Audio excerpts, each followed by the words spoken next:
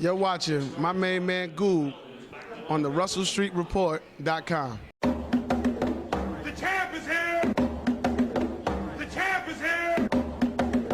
The champ is here! The champ is here! The champ is here! The champ is here! The champ is here! The champ is here! Ravens fans, it's been 8 months since they won the Super Bowl. And I don't mean to cut your celebration short. You guys are still partying, right? But football is back, and there's a championship to defend. Ravens fans aren't the only people that have been nonstop boozing since football season ended.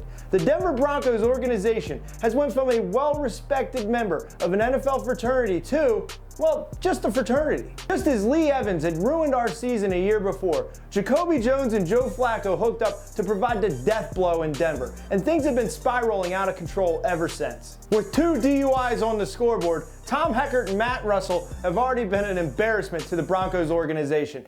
And you know that John Elway and his horse gums have been hitting the sauce as well. How does Raheem Morris still have a job? With the way they've been acting, wouldn't you think that Josh McDaniels was still in charge?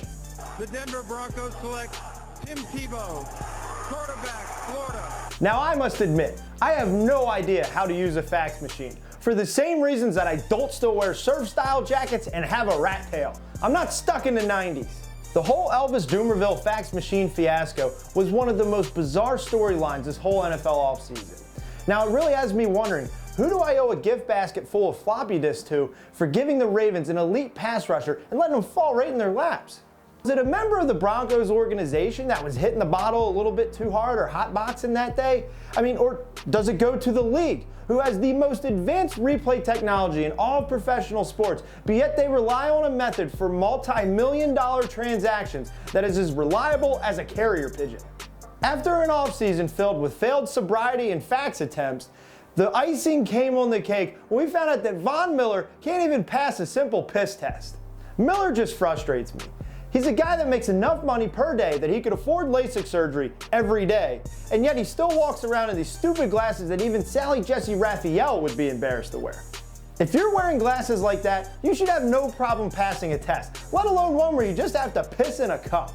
Clearly those glasses don't make you any smarter. Hell, my name is Goob, and I'm calling Von Miller an idiot. Miller has a tremendous amount of talent, and he's one of the best pass rushers in the league.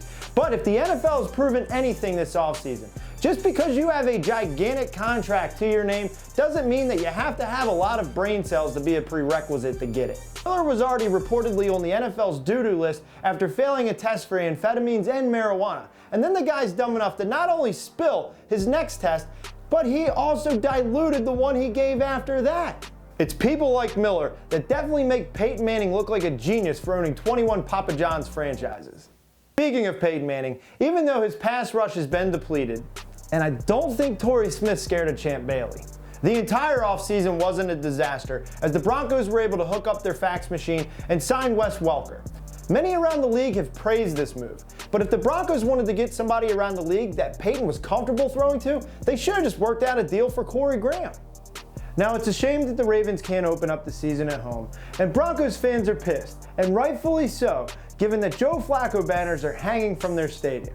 Now, there's been such an uproar, petitions started, all of this stuff, that we decided maybe we'd make a little modification and suggest that instead. There are going to be a lot of Ravens fans that travel to Denver and just go out there and be respectful, because when BronyCon was here, there was not a problem whatsoever. That's a Broncos fan convention, right? Last year, this was the game of the season, and this time around, I'd expect the same. But let's just hope that for everyone's sake, Denver's mayor didn't make any bets.